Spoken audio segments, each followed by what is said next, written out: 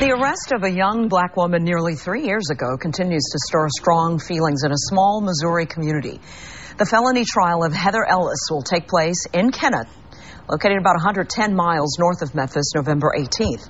Fox 13's Les Smith traveled to Kennett, where for the first time, Ellis' family is telling their side of the story. Les?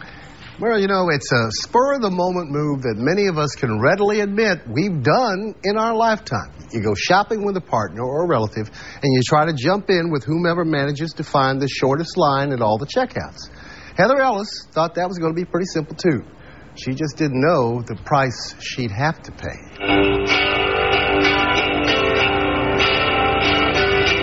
Except for its warm recognition as the birthplace of entertainer Sheryl Crow, the small, rural southeast Missouri community of Kennett in Dunklin County doesn't immediately strike a visitor as a place where big dreams flourish. But the lack of success stories produced in town, especially among its mere 9% African-American population, didn't seem to stop another native daughter of Kennett from having her own sights set high. Heather Renee Ellis was a young woman well on the scholastic path to a career in her chosen field of medicine. She had been taught to love, to do the right thing, to strive academically as well as spiritually. But nearly 3 agonizing years ago, the on-break college student's simple late-night trip with her 15-year-old cousin to pick up some items for her mother at the local Wal-Mart set in motion what could prove to be, for Heather Ellis, the eventual death of her dream. It really hurts really bad. And it's been going on 3 years, and it's still like yesterday. That injustice could raise his head in such a overt way in which it has affected her life. In January 2007, according to the first of 2 affidavits produced by Dunklin County authorities, Ellis and her cousin separately entered adjoining checkout lines.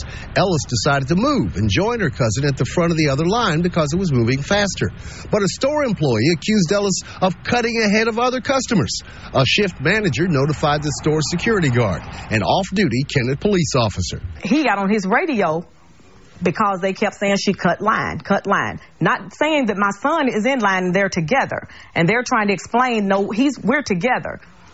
No, you cut line. And it's here where the information contained in the probable cause affidavit submitted by one of the 5 Kennett police officers called to the scene and the account of what happened Ellis and her family allege are presented in sharp contrast. In the Ellis version, she was shoved by another customer, had her items pushed aside by the clerk, and then was shortchanged when she finally was checked out.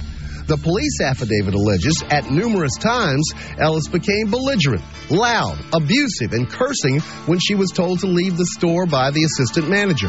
Summoned by a frantic call from her son as the pair walked out to the parking lot, Blackman says she arrived in time to witness her niece being brutalized by police during attempts to place her in a squad car. She said, I'm not resisting. She was screaming and crying, and they took her... They took her head, and he bammed it on the back of that police car. And she said, I'm not resisting, please stop. Blackman, who has worked for 11 years as a probation officer in town, knew at least one of the officers. And she alleges she asked why her niece was receiving such rough treatment. I said, I cannot believe what I just saw. I said, what is going on? And all he could say was, she cussed. Ellis was charged with disturbing the peace, trespassing, resisting arrest, and 2 counts of assaulting a police officer. Yet, curiously, after being described in the police affidavit as completely out of control during her arrest, she was released to the custody of her parents to receive medical attention 45 minutes after being jailed. However, her arrest triggered a whole series of problems, although she returned to school in Louisiana.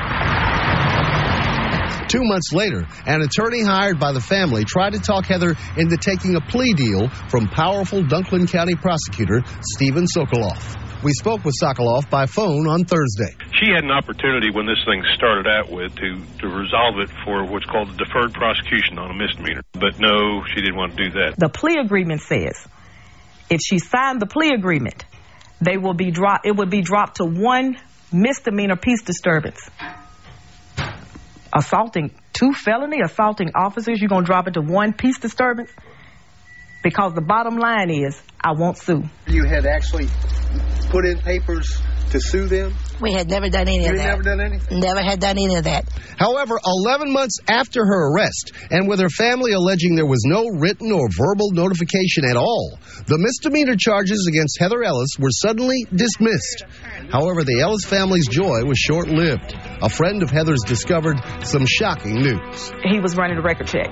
There was a warrant out there for her arrest. Dangerous felon. Assaulted officers. Dangerous.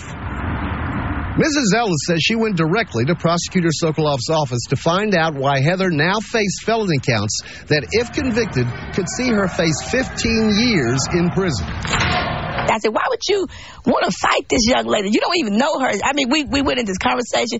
Miss Ellis, when you get through, I don't care what you say, you may as well take my way out. My way was the plea bargain. If you don't take that way, I can assure you'll never win here. As she approaches a trial date on November 18th, and despite reportedly losing 2 jobs and her chance to enter medical school because of the pending felonies on her previously unmarked record, Heather Ellis has continued to refuse to sign any plea bargain offered by Sokolov's office. As for Sokolov, he says he's proceeding on with preparing for trial, but he expresses surprise so much attention is being paid to this case and the delays which he accuses Ellis herself of intentionally stretching out. Yeah, the reason why it's lasted for 3 years is because every time we get ready to go to trial, she fires her lawyer and hires another one in order to delay the thing. This thing has been, as I said, the most remarkable much ado about nothing on the airport. They've had marches, they've had rallies. If I didn't think that there was evidence that well supported the charge, I wouldn't have filed the charge. Stephen Sokolov is not for the law. He's rewriting it as he goes, and it is not for mankind. Heather Ellis has found a teaching job in Louisiana, but in between, she and her family have endured unexplained and frustrating continuances, the recusals of 3 previous judges from the case, and the recent hiring of a 4th defense attorney since her arrest. The obvious question, why go through all this? A fight you've been told you cannot win. Character, integrity, honesty. You know, we invested in our daughter to say to let someone put her in prison for nothing. And the only way she could avoid prison is she lie and say she did something that she didn't do. We must win because Dr. King said an injustice anywhere is an injustice everywhere. Truth crushed down to the... It is some story. A number of civil rights organizations, including the ACLU and the Memphis branch of the Southern Christian Leadership Conference, are looking into the Heather Ellis case along with some federal authorities. And for the latest on this very developing story, continue to log on to myfoxmemphis.com. Les Smith, Fox 13 News.